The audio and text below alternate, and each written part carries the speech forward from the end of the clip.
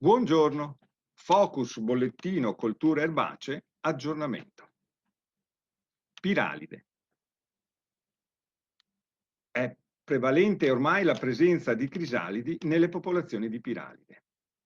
Nei nostri campionamenti sono state individuate le prime crisalidi vuote. Ciò significa che è ormai certa la presenza dei primi adulti negli appezzamenti a mais e negli appezzamenti di altre colture suscettibili.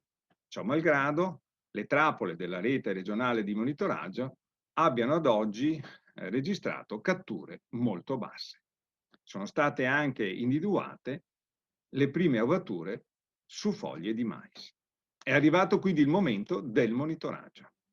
Conosciamo bene che uno dei principi fondamentali della difesa integrata indica che non è possibile procedere a trattamenti chimici di sintesi, qualora non sia stata valutata bene la consistenza della popolazione del fitofago da controllare, non sia stata confrontata con delle soglie e quindi sia stata ben accertata la necessità di intervenire.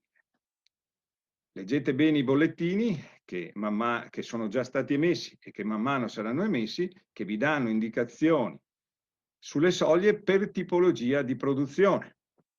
Le soglie sono basate principalmente sulla densità di ovature, il numero di ovature ogni 100 piante, e sulla percentuale di spighe di mais, per quanto riguarda la coltura di mais, con presenza di larve di piralide.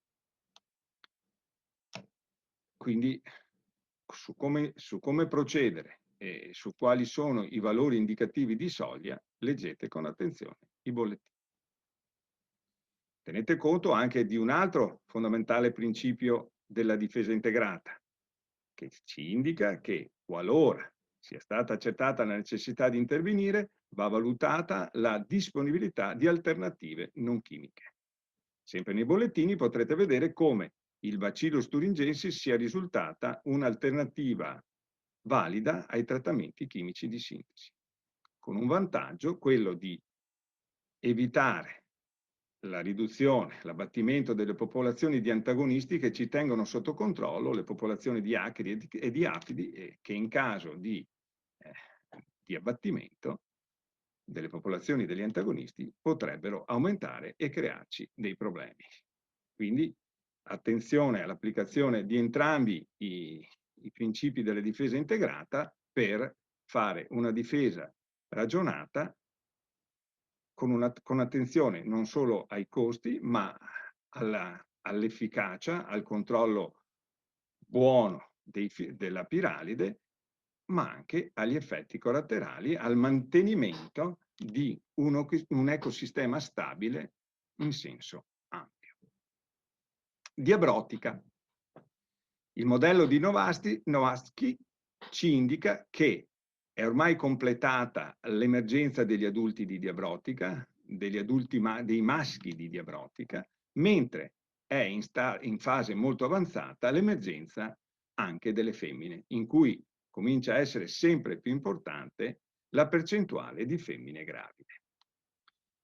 Controllate le trappole cromotropiche per capire se si supera la soglia indicativa di 6 adulti per trappola per giorno come media di un periodo di 3 o meglio 6 settimane di monitoraggio, in modo da capire se è necessario rompere la monosuccessione nel caso si voglia fare ancora mais, per evitare di avere danni alle piante nella stagione successiva. Eventuali trattamenti contro gli adulti di diabrotica al fine di ridurre il rischio di danno nell'anno successivo, dalle sperimentazioni condotte non hanno grande probabilità di avere successo. Inoltre sono in contrasto con i principi della difesa integrata, come potrete leggere nei bollettini che sono stati emessi e che vengono emessi,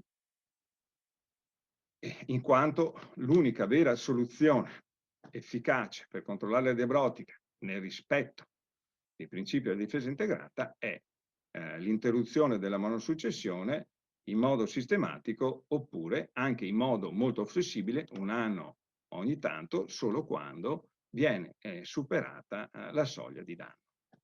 Alla prossima!